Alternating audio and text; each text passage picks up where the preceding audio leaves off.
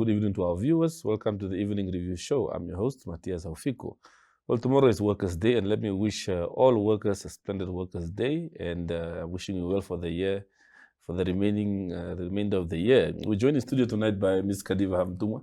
She's the president, the newly elected president of the Namibia Exile Kids Association, shortly known as NECA. Ms. Hamutumwa, good evening and welcome to the show. Thank you very much, Matthias. Good evening. We've been waiting for you. I am here now.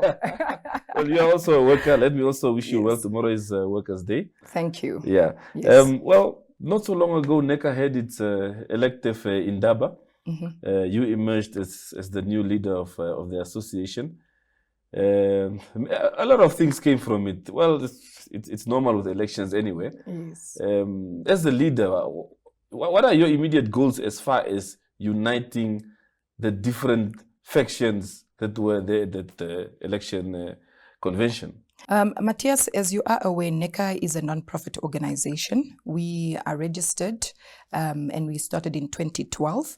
And the objective of NECA is to really speak for and foster unity amongst children born and raised in exile. Now, amongst others, we have a constitution. And that constitution dictates that every 3 years we should hold a Congress. And we held a Congress between the 29th of April until 29th of March, until the 1st of April in Ochivarongo. And the objective of the Congress was really threefold. First and foremost was to look at the strategic outline and overview of the association, where we are now as an association and what we want to do moving forward. We also tabled the amendment of the Constitution, and we had very, very good results and resolutions that came out of that. And thirdly, it was to elect a new leadership that will then be steering the ship of NECA for the next 5 years. Yeah. I quickly want to touch on the Constitution because what is being said within the public is mostly the elections and the outcome of the elections. But I think the heartbeat of NECA is really about who are we, where do we want to go, and how do we want to get there. So the Congress really developed very key strategic resolutions that we are looking at implementing. And with the amendment of the Constitution, we brought about very key decisions that we took. First and foremost, we took the decision that we would want our dependents, meaning our children and our children's children, to become members of NECA. Secondly, NECA restructured its organizational structures, where we have then introduced district structures, we've introduced regional structures, and we've also introduced a central committee.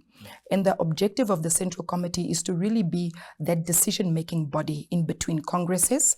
Out of the central committee, we have actually also brought about a national executive committee. And for the first time, NECA is actually really seeing itself putting in place effective governance structures that will be able to assist the organization.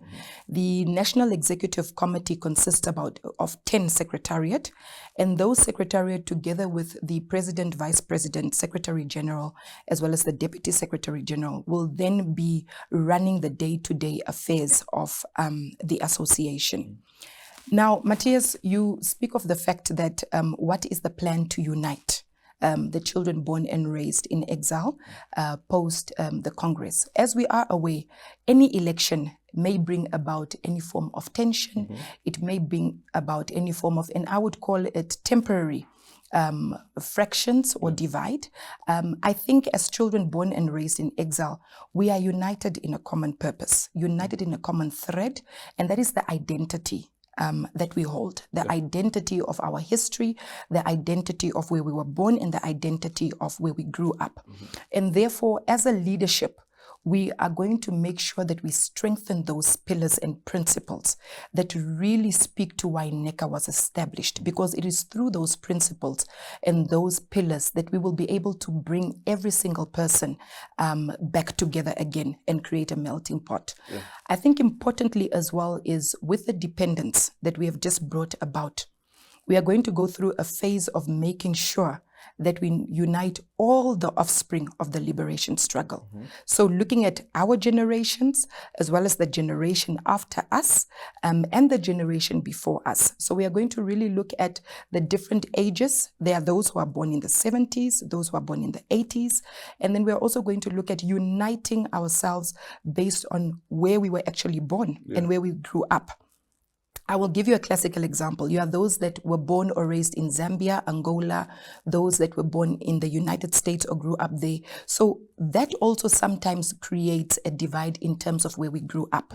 And the new leadership's objective is really to drive unity, to say, despite where you were born, despite which generation you come from, we must foster a unity of purpose. Yeah.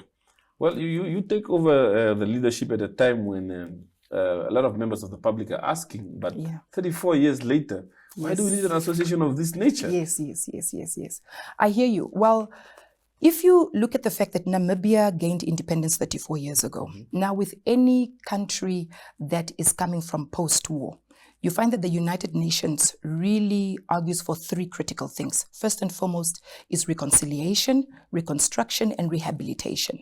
And as an association, we believe that for children born and raised in exile, those three principles weren't effectively implemented. And for as long as those principles are not effectively implemented, NECA will continue to remain. So what we want to do is to make sure that our members are effectively reconciled with their families, effectively reconciled within Namibia, and that will speak to, first and foremost, creating an identity. We have a lot of members out there who do not have national identity documents, for example. So our job as an association is to facilitate that process and work hand in hand with the Namibian government through the Ministry of Home Affairs, Safety and Security, to make sure that all our members have their repatriation forms, have got their national identity documents. And then we speak about post-war trauma. Counseling is very important, whether it's for the veterans of the liberation struggle or children born and raised in exile.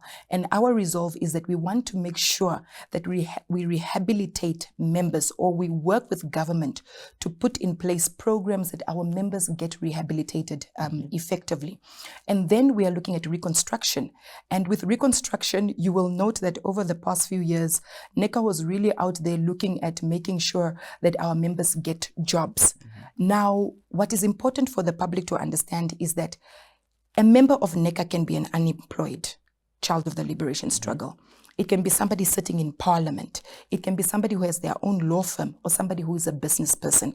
And what we want to do is we want to make sure that we develop business opportunities and economic opportunities that will actually grow us.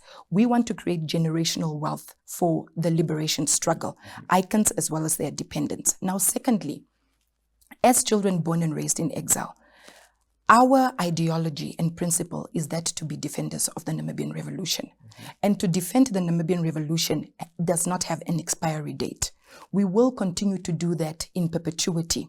We will continue to make sure that the gains that our parents and our forefathers have actually fought for are actually not in vain, that the rivers of blood that they've actually crossed do not come out in vain. So they went out into exile to fight and to liberate the country. And theirs was political emancipation. Our generation at this point in time is to ensure economic emancipation. And Matthias, you will agree with me that as a country, we are not all reaping of the benefits,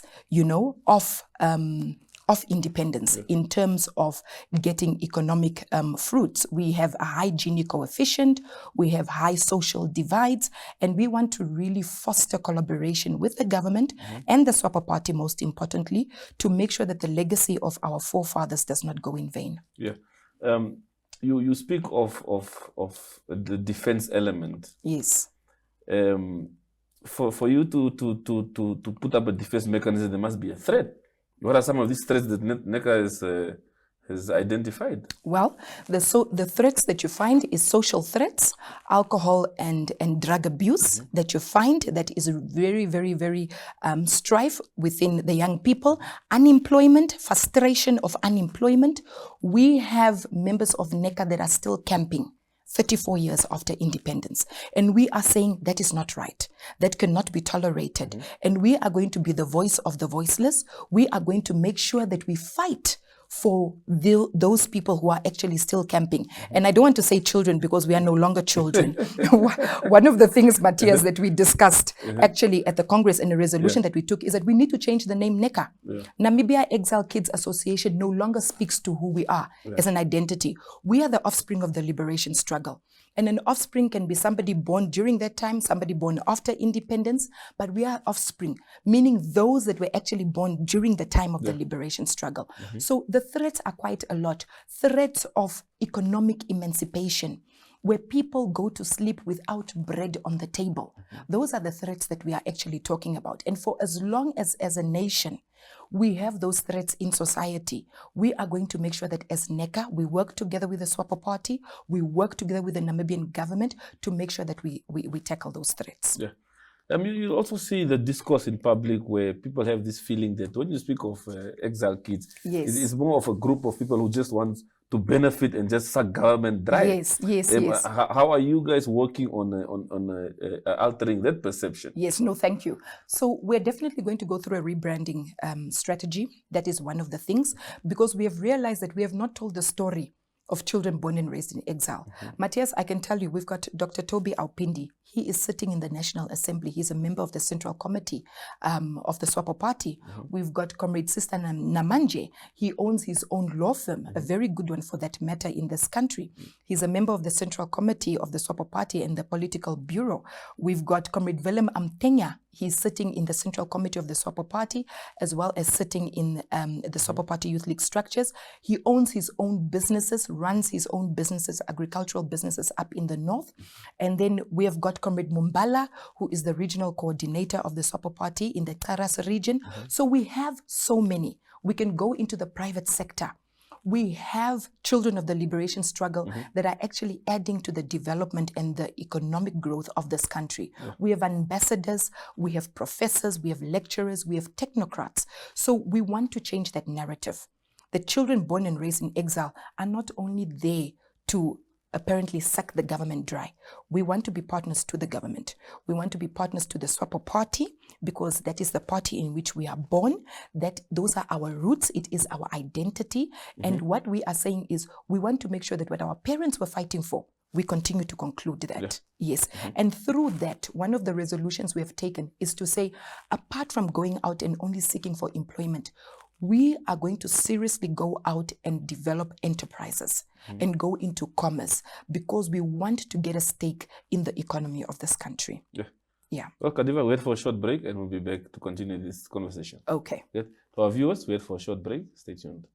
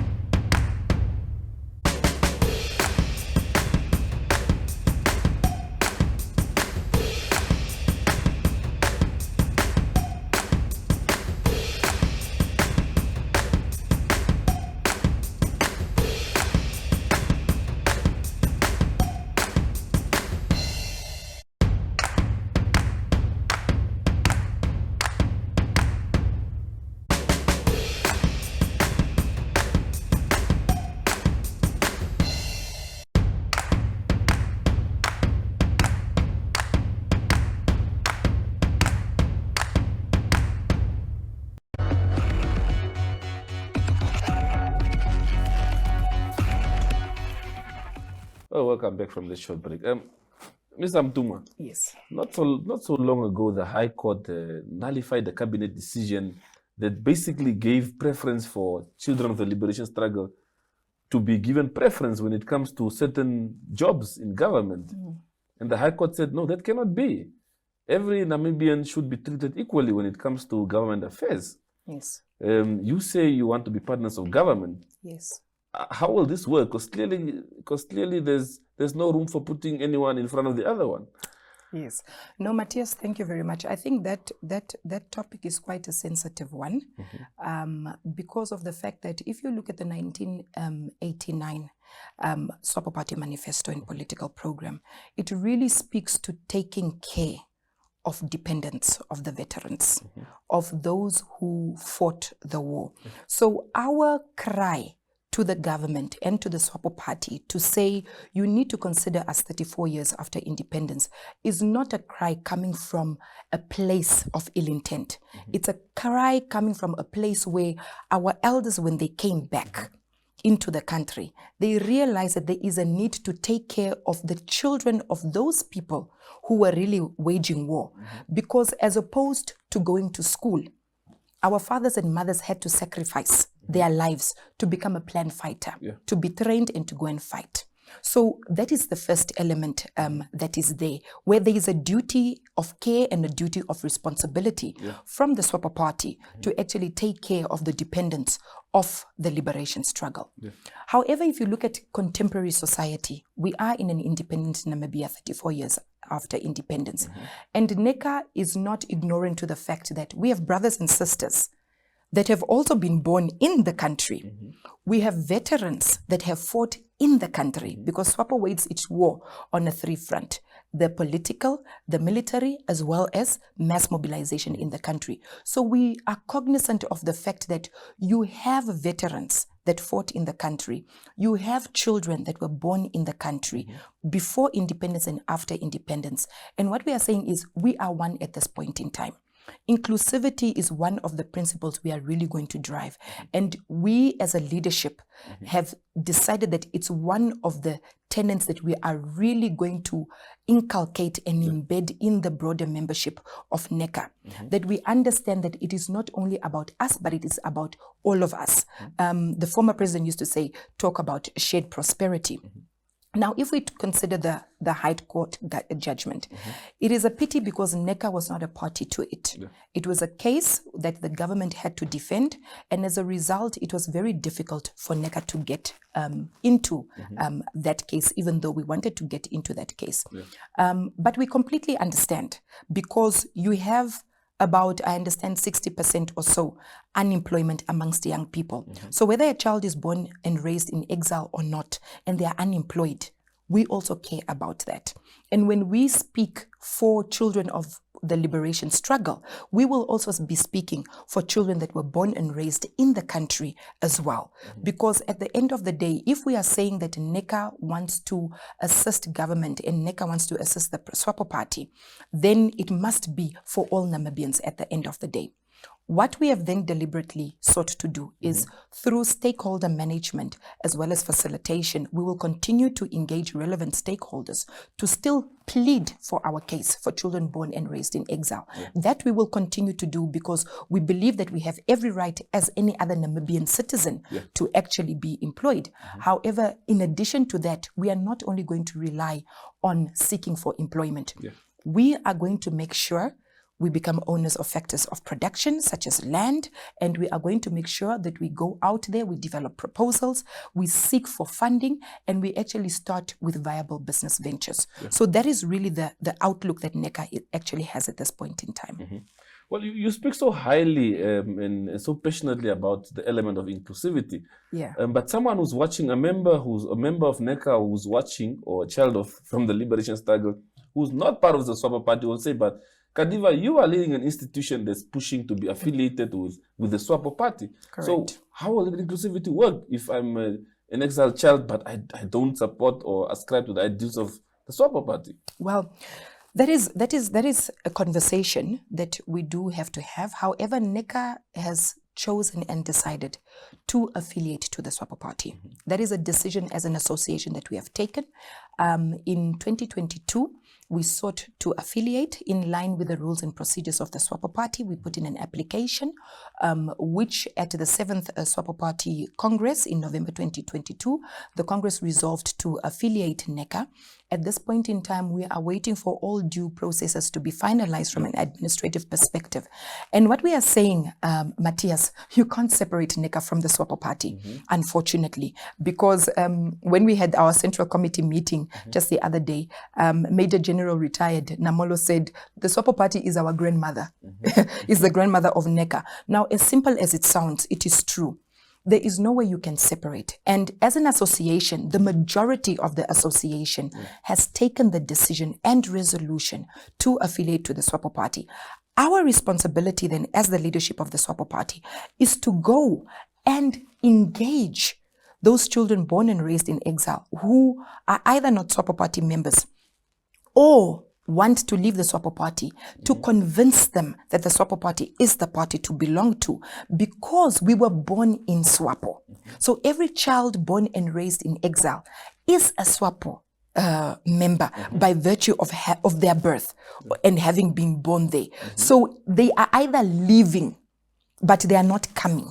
And that is one thing. And it is going to be our resolve, especially now that we are in the year of elections. We are very clear that as an association, we are going to mobilize, go out there into all the 14 regions and make sure that we mobilize for the Swapo Party, make sure that all our members actually vote for the Swapo Party and vote for its presidential candidate, Comrade Netumbo Nandi-Ndaitwah. So that is really the perspective. And we have been engaging our membership. We've set up our regional structures. And even through this Congress at this point in time, Swapo Party membership was one of the requirements that we put in place, because when we reviewed our constitution, we aligned to that of the Swapo Party. So for you to be able to be associated to the party, you must at some point prove your membership to the party as well. And as an association, that is then the decision we have taken. Yeah.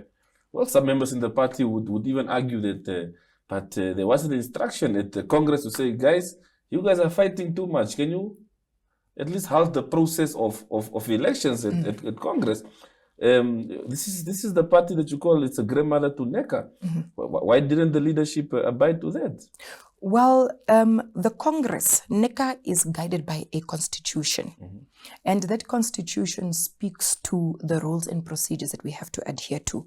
And as an association, we abide by the rule of law.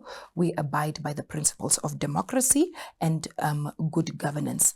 And I wish to clarify that the request from the Swapo Party was not a directive. It was an advice. And what happened was that the Congress discussed and deliberated on that. And the Congress decided to continue with the process because the reasons of there being chaos and violence and so on were not true. That Congress was held in a peaceful manner. And like I mentioned from the beginning, in any elective Congress, it's everybody's democratic right to choose who they would want to vote for and associate with. So that is very normal in any Congress. However, that Congress was held very disciplined, very respectfully, in peaceful deliberations. And I can positively say that we met the objectives of the Congress. Yes.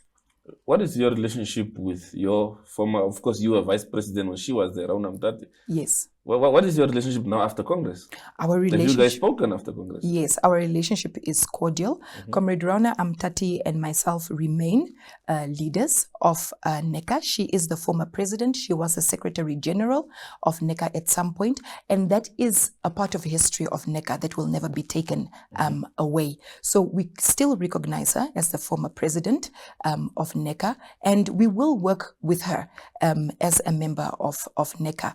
And we will be able to assign responsibility to Comrade Rauna when required and when the time comes. Yeah. Well, Ms. Hamutumwa, thank you very much for your time this evening. Thank you. We wish you well for the 5 years ahead. Thank you very much, Matthias. Thank you. I appreciate it. Thank you. Well, to our viewers, that's it from the Evening Review team. Thank you very much. See you again tomorrow, same time, same place.